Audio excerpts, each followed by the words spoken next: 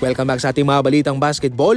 Marami na raw injury itong si Anthony Davis at parang siya na ang pinaka-prone sa injury bilang isang player sa NBA. Meron siyang adductor strain, detached retina, calf contusion, sore Achilles, groin injury at yung kanyang damage naman sa kanyang ligament sa kanyang kamay.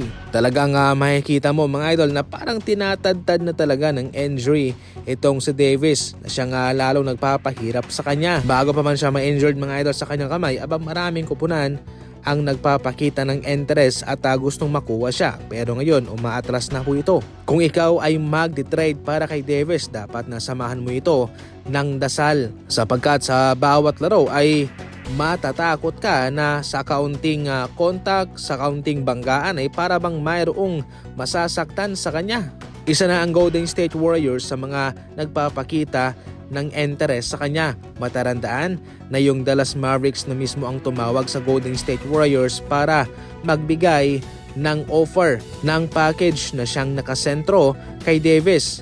Pero dahil dito mga idol sa naging injury niya sa kanyang ligament, sa kanyang kamay, parang iniligtas niya ang Golden State Warriors sa kapalpakan upang hindi na ituloy ang pag-trade sa kanya. Ito'y marahil masyadong affordable po itong si Davis para sa Warriors.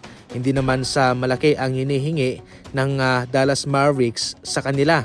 Pero dahil nga sa injuring ito ay napigilan po ang isang posibleng trade sa pagitan ng dalawang kampo.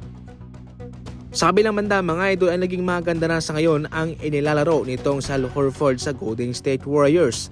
Sa huling 6 na mga laban niya, kahit na 15 minutes per game lamang ang ibinibigay ng Golden State sa kanya at ni Coach Steve Kerr, siya'y nakakascore ng 9.2 points per game, 5.7 rebounds per game, 1.3 assists per game at meron pang 1 block per game.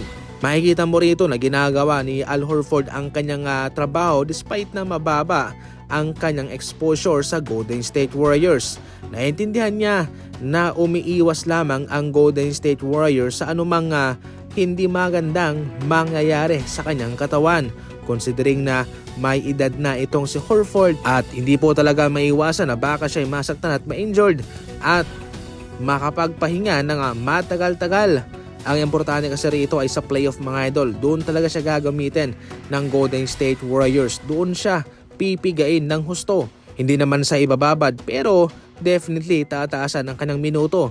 Kung sa regular season ay 15 minutes lamang, baka sa playoff umabot pa ito ng 20 minutes to 25 na o baka 30 minutes. Kailangan nila itong sa Al Horford bilang marami na siyang experience. Siya galing sa Boston Celtics.